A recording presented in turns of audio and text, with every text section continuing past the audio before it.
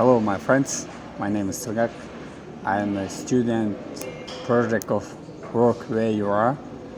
Yesterday we started our lessons and we learned about 3 different types of travelers, and now I want to share. People travel for many reasons.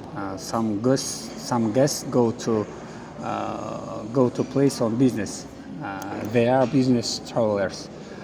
They go to conference or meetings. Business travelers are very busy during their trip. Other people travel for leisure.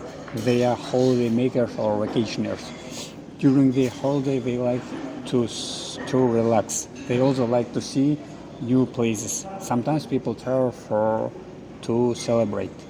For example, some couple travel after they get married. This kind of trip is called honeymoon. People on their honeymoon are honeymooners. They like a romantic place. Thank you for watching my video.